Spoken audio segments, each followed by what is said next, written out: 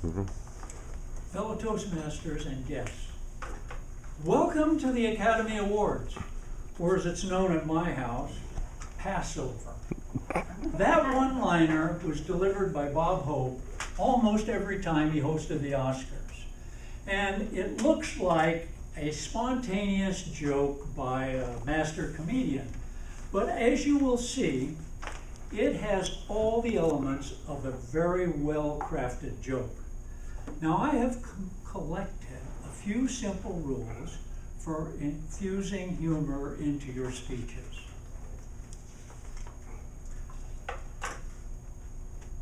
First, try to make it local. Try to use elements in your community or in your club or wherever as part of the humor. It will make it so much richer. My father worked in public relations back in the day, and he had the enviable job of escorting Bob Hope around town when he came to give a speech to a local community group. And when they got to the speaking venue, Bob Hope stopped him at the door and said, "Point out different people in the audience. Tell me something about them." And then he went in and did his routine. And he was able to use people in the audience as part of his routine rather than national figures. This enriched it so much. For example, instead of saying, "A lawyer went into a bar," he would say, "Ray Fry over there went into a bar." Everybody knew Ray was a lawyer. And that really was the essence of the humor for that time. Years ago, I was in a golf league, and we always had a banquet. Somebody would get up and tell the same old golf jokes. You'd probably do it at your banquet, Deborah. I said, I think I can do better than that. So one year I watched everybody in the league.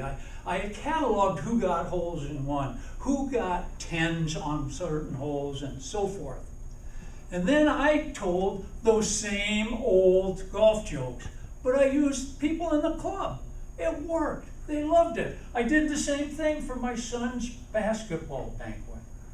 I can't remember any jokes but one, and it was I gave Billy Stewart the Magic Johnson Drama Queen Award because Billy, like Magic, was famous for theatrically trying to convince the ref that he had not fouled. They loved it. Okay, second point. A good joke must have an element of truth. Everybody knew that Bob Hope had never gotten an Oscar. That's why it was funny. One reason. Remember the Seinfeld episode where George was at a party and he ate up all the shrimp? And somebody said, "George, the ocean called and they're out of shrimp." Well, George was so mad, he spent days coming up with the perfect response. And finally he got it, and he tried it out on the gang, and he says, "Hey, Watley, the jerk store called, and they're out of you." Elaine said, "George, that's not funny. There are no jerk stores." There has to be an element of truth. Third point. Judy Carter wrote an article. She's a humorist, wrote an article in our Toastmaster magazine. And she said it's always safe to make yourself the joke. Like Bob Hope's Oscar joke. He wasn't stepping on any toes, but his own. I used to give a lot of slideshows. Sometimes I would say to the person introducing me, I'd say, "When you introduce me as an expert on whatever subject I was talking about." And if they did that, then I would say, "You know what the definition of an expert is? An out-of-towner with slides." But an even better one, we had a beef specialist at the university. And we would take him out to the counties, and he'd speak to the farmers and ranchers about the latest in beef research. And he was invariably introduced as Dr. such and such, who got his bachelor, BS here, his MS here, his PhD here. And he'd get up And he knew his ranchers, and he said, okay, don't let all those fancy titles bother you. He says, you know what BS is? MS is more of the same, and PhD, I'm sorry, Louise, is piled higher and deeper. And that endeared him to those ranchers to such an extent that he had them eating out of his hand. Fourth, Carter said 3 is the magic number in humor. The audience subconsciously is trained to hear a joke's punchline on the 3rd line. She said, try to list 3 things and make the 3rd one the funny one. Welcome to the Academy Awards, or as it's known at my house, Passover. I worked with a guy who had a terrific New England accent, and he used to say, my daughter goes to Dartmouth. I pay $39,000 a year in tuition, and she goes skiing every afternoon. It was perfect. 3 items, it said it all. Carter, in the article in the Toastmasters magazine, said, to go big, big, small, or small, small, big. It's a scary world out there. We have war in the Middle East. We have an economic meltdown. And they want you to arrange endorsements for Ryan Lochte. Now, that punchline, if you didn't follow the recent Olympics, would be lost on you. But you could probably find something local to go in its place.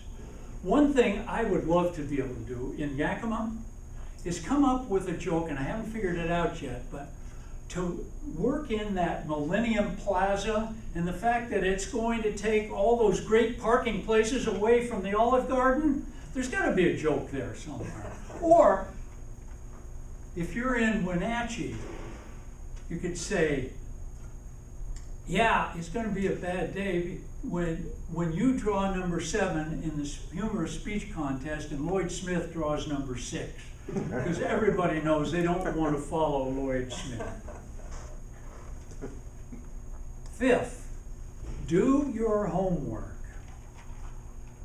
When Bob Hope used to speak to the troops, he always identified the officers, and he found out what their names were, and he used them as his punchlines. The troops loved him. Just be sure your jokes don't step on somebody's toes. And that's why it's a good idea to use yourself as the punchline and heed the maxim, the axiom in Toastmasters: no sex, no religion, no politics. I had a disaster when I was Toastmaster at a speech contest right here in this building over there. When I got to the part where the sergeant at arms seals the room, don't let anybody in or out, I said, John, it was John Klingel. Oh God, do I miss John Klingel. I said, John, don't let anybody out. Well, people kind of laughed, and I should have stopped there.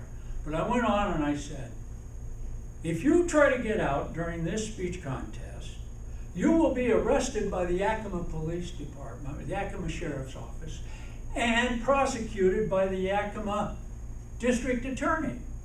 Well, nobody laughed.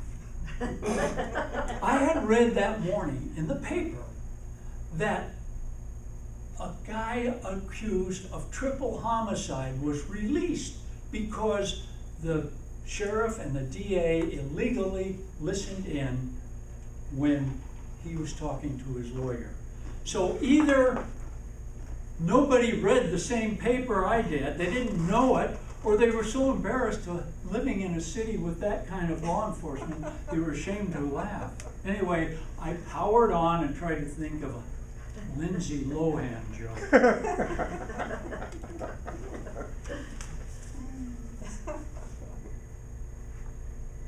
Finally, and this is the most important element in humor, the timing. A good joke can be ruined by bad timing, and a good comedian waits just the right amount of time between the setup and the punchline. That gap of time is called the beat. Or as it's known at my house, Passover. Or an even better one. And then put it in somebody else's backpack. The pause itself can extend the humor beyond the original intention. And the two comedians I can think of who really exemplified that were Jack Benny. Maybe some of you old timers remember him. He was a contemporary of Bob Hope. He was known for the pregnant pause. And he would get a laugh from the pause, more oftentimes than the punchline. And the other one who was really good at the pause was Victor Borge. He's another contemporary. And he always did his act with a piano. And he would stand up and say, does anyone here want to hear the famous Polonaise in A flat? And everybody'd say, yes, yes, yes. He'd say, very well. Is anybody here who can play it? The pause is what made that joke work. So that's it, fellow Toastmasters. Practice your timing, remember the rules, and be alert for new material. Just as Ryan Lochte replaced Lindsay Lohan on the national stage for the comedians, somebody will eventually replace him. Be ready for it. Madam President.